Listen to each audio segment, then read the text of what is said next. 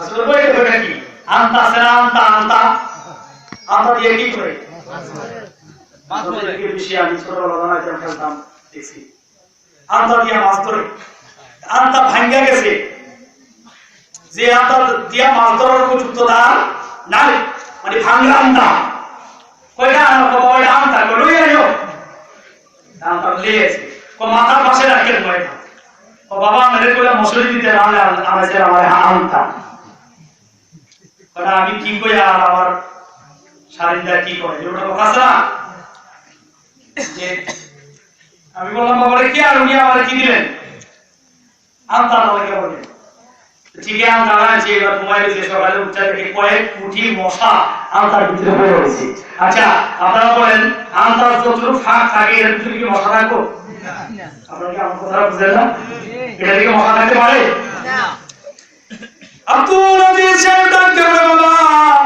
মশুরির কথা বললাম মশুরি আপনি দিলেন না না দিয়ে আমারে বললেন এটা আনো তাই দেখি আনতার একটা ভাঙ্গা মাথার উপরে দিলাম দিয়ে আমি ঘুমাইয়ে রইলাম সকালে দেখি লক্ষ লক্ষ মশা তার ভিতরে রয়েছে উনি ডাক দিয়ে বলে তুমি আমার সন্তান তোমার বাবা তুমি সারা জাহানের মানুষ আমাকে চিনলো তুমি আমার চিনলা না যাও আজকের থেকে আমার যে খাদিরা আছে ওই খাদিরা থেকে তুমি বঞ্চিত তুমি শুধু আমার ছেলে হিসাবে রইলা আমার কোনো সম্পদ তুমি পাইলা না এখানে উনি আর খেলাফত পাইছে না সবার বলেছেন উনি খেলাফত পাইলো মাত্রা তিনি আছে উনি খেলাফত পাইলো না আর সবার শিশু আমাদের বর্তমান মদিনী মুর্শিদ কেবলা ওনার আব্বাজান আব্দুর রশিদ সাহেব এত বড় দরজারি ছিলেন ওনার প্রতিটা কদমে কদমে কারামত প্রকাশ হইতো করে সুবহানাল্লাহ হুজুরের কারামত কি ওনাদের গ্রামের একটু পশ্চিম দিকে গদাইলা বাড়ি বলে একটা বাড়ি আছে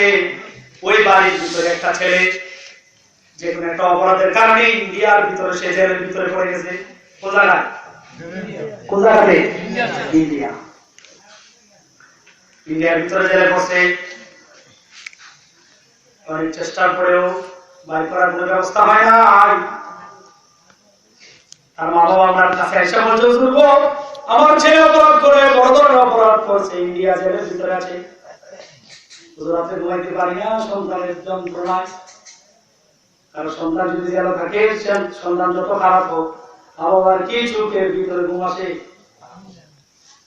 তাদের ডাকিয়ে বলে এখন ইন্ডিয়া জেলের ভিতরে লোক আমি কি করব ওই লোকের জজ্বা হতে পারে যদি আপনি কিছু না পারেন তাহলে নামের আগে বিশ্বাস করে লেখে দিন নামটা কাটিয়ে দেন এটা প্রেমের কথা কিসের কথা তখন আমি দিতাম ওদের ইন্ডিয়া ওকে নামের আগে বিশ্বাস করে কাটিয়ে দেন আমার একটা লাঠি আছে সরি সবসময় হাতে লাঠি রাখতো এই লাঠিটা আমরা হাতের মধ্যে নিয়ে ওই লোকটার একটা বাড়ি দিছে ওই এত বড় সাহস রশিদ পিছনের সামনে দাঁড়ায় কথা বলবে কেউ নাই ওনাকে দেখলে এমপি মন্ত্রী ডিসিএসপি যা আছে সব দাঁড়ায় যাইতো আব্দুর রশিদ সাহেব পুরো অফিসের ভিতরে ঢুকলে কোনোদিন ডিসি সাহেব চেয়ারে বসে নাই এত বড় ক্ষমতা হচ্ছে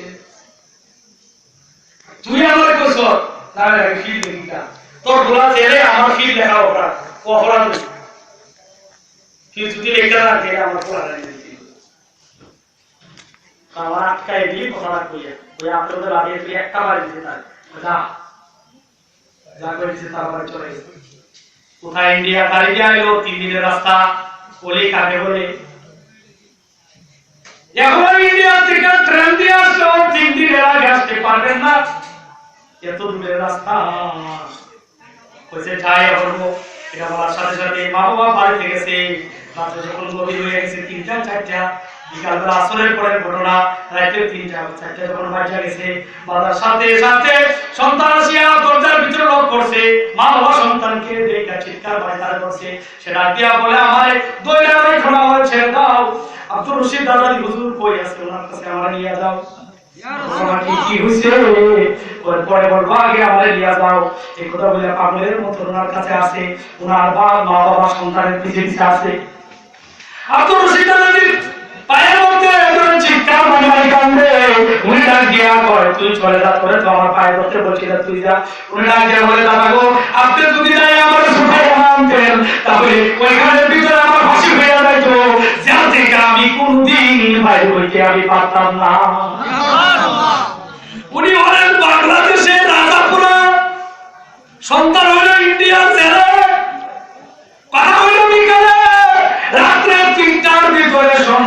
জেল থেকে চলে আসে, সন্তানের মা বাবা জিজ্ঞাসা করলো ঘটনা কি? কয় আমি যখন জেলের ভিতরে বসে বসে আমি যখন কাঁদছি, হঠাৎ করে আমি দেখলাম দাদাজি আমার সামনে উনি আসছেন। সে আমার ডাকে কয়, একদিন তুই নৌকা লইয়া আমার তুই ওয়ারুল বাজারে দিয়ে আসছিলি, আজকে তুই মুসিবতের ভিতরে পড়ছ, তোর মা বাবা বলছে, এই কারণে আর থাকতে পারলাম না, তোর কাছে চলে আসলাম, তুই আমার সাথে আয়। এই কথা বলে উনি হাত বাড়াইয়া দিছে, আমি ওনার সাথে হাতে ধরে চলে আসি। একটু পরে দেখি উনি আর নাই, আমি তাকে দেখে আমি ঘরের সামনে চলে আসছি। এটা হলো জাতীয় দরবার। এমন রাখবরের কামেরের কাছে আমরা হাত দিয়েছি, এমন দরবারে গিয়েছি। আমার আব্বা বলেছেন, রাধাপুরে যদি একটা মানুষ একদিনের জন্য যদি গোলামি করে, তার গোলামি দুনিয়া এবং আখিরাতের ভিতরে লেখা হইয়া যাইব, তার গোলামি কোনোদিন বিফলে যাইবে না। ভিতরে হইয়া অন্তরের ভিতরে যদি খারাপই রাখো, দুনিয়া আখিরাতের কিছু পাইবা সব ধ্বংস হইয়া যাবে। তরিকতের ভিতরে আসিয়া মনের কুরুষিতা গুলা দূর করো, পরস্পর ভাই ভাই হয়ে যাও। তরিকতের কাজ করতে যাই, যা করার দরকার লাগে একজন আরেকজনের পরামর্শ দাও, পরামর্শ করো। ঈদে মিলাদ নবীর সামনে চাঁদ আসতেছে, হুজুর যখন আসে আপনাদেরকে ডাক দিবেন। খোদার কসম দিয়া বলছি, নবী ঈদে মিলাদ নবীর যদি খুশি হও, হযরতে ওমর ফারুক রাদিয়াল্লাহু তাআলা আনহু বলছে, ওই লোকটাকে ছাড়া আমি ওমর জান্নাতে যাইতাম না। বলছেন, ঈদে মিলাদ নবীতে যারা একটা টাকা খরচ করবে এবং কষ্ট করবে, আমি বলি আমি আলী তাদের জন্য আমি দাঁড়ায় থাকবো যতক্ষণ পর্যন্ত ওই মিলাদ নবীর ভালোবাসার লোকটাকে আমি কাছে না পাইব, ততক্ষণ পর্যন্ত তাদেরকে বলবো আমি জান্নাতে যাইব না, তাকে আলিয়ারও আমি জান্নাতে যাইব।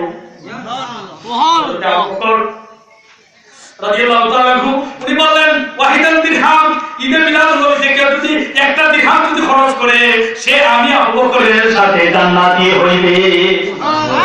আপনারা বলেন, আবু বকর কি জান্নাতি নাকি জাহান্নামী? জান্নাতি। বলেন জান্নাতি। ওমর কি জান্নাতি না জাহান্নামী? হযরত আলী কারামাল্লাহু কি জান্নাতি না জাহান্নামী? জান্নাতি। তোমরা বলছে ঈদে মিলাদ নবীতে খরচ করেন না, লুসা জান্নাতের ভিতরে আমি প্রবেশ করব না। সামনে ঈদে মিলাদ নবীর চাঁদ, ঈদে মিলাদ নবীর চাঁদ, এই চাঁদের ভিতরে নবী আগমন করেছেন, আমরা খুশি না বেজার? আর যে লোক খুশি না বেজার? অন্যান্য বছরে নেই, এবার সবাই প্রস্তুতিতে সুন্দর জামা পরে, সাদা জামা পরে, টুপি পরে, মাথার ভিতরে সবাই টুপি পরে, সবাই ব্যানার হাতে নিয়ে এবছর শহরে যাবে ইনশাআল্লাহ। এবছর শহরের অন্য বছরের থেকে আর একটু বেশি বেশি রাস্তাঘাট কি করবে, প্রদর্শিত হবে, আর আমরা সামনের দিকে যাবো। ওয়াহাবীদের সাথে দ্বন্দ্ব হবে, ইমানি দ্বন্দ্ব, এর জন্য ঘরে বসে থাকা যাবে না।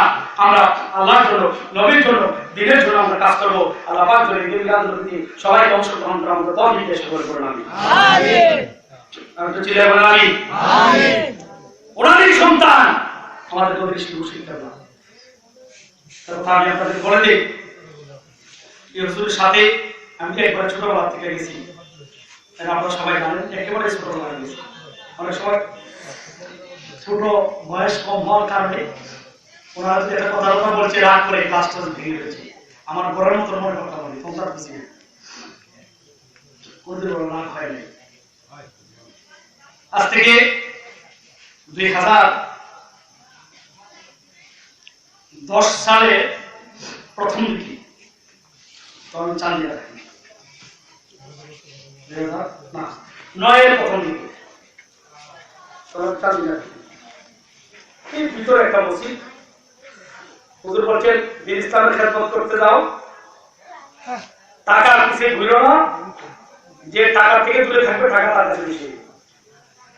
1000 টাকা, সরি 800 টাকা বেতনে আমার এক মসজিদে পাঠায়। কয় টাকা বেতনে? আমি ছোটবেলা থেকে একটু বিলাস প্রিয় মানুষ, 15-20 জামা লাগতো, 6-7 টাকা গড়ি করতাম, এই যে বাবা জুতা দেওয়া করতাম, সারের বলাতো ইনকাম তো করতাম না।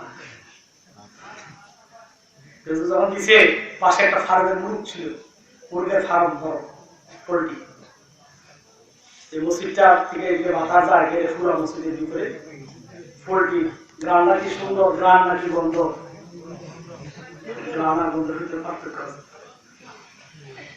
নামাজে দাঁড়াইতে পারি না, বুঝলাম আপনার এদিকের গন্ধটা আরো বেশি যায়।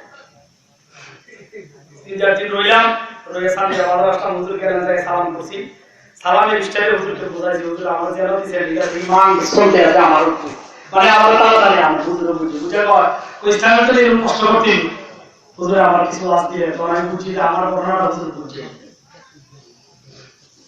অনেক কষ্টের বিনিময় এখানে বলে। একদিন ফুটফুটে বৃষ্টি পড়ে, সান্দিরা একজন ডাক্তার আছে, বারেক ডাক্তার, যারা তারা ছিলেন ছিলেন সুন্দর করে মানুষের গান করা যায় কষ্ট করছে, গরিব মানুষ ছিলেন, এবার কোনো লেখাপড়া কিতা নাই, আসবে হুজুরের হচ্ছে আমরা বলছে বাপরে এই বছর যাবো হুজুরের কাছে একটু বই লোক আমাদের আমি একটা বলে দিই এবার আসবে। এত পড়ালেখা নাই, আর গ্রাম্য ডাক্তাররা প্রচুর পড়াশোনাটা আপনার সবাই উনি তারপর গ্রামের ডাক্তার যে টিকায় ডিগ্রি ভালো যায় উনি আছে কমাকি দাদা যে যাইয়া আমাদের এখানে রুমে বসতো, ওনারা পায় ডাক্তার সাহেব মানে ডাক্তার সাহেব পায় একদিন কইতে আছে হুজুর এই ফুলারে নিয়ে আমি মুসিবত আছি, তে কি করবো হরাইয়া মানুষ কিছু করে না, একটু মুসিবতে আছে তার কিছু করে না, তুই কি করছ হুজুর আমার ওষুধ টষুধ বেচতে ভালো লাগে, এটা বসে তুই কি ওষুধ বেচছ, তো ওই জায়গায় ওই পিস বেচার জন্য প্যারাসিটামল চাইলে না, অথবা একটা 3 ফাতা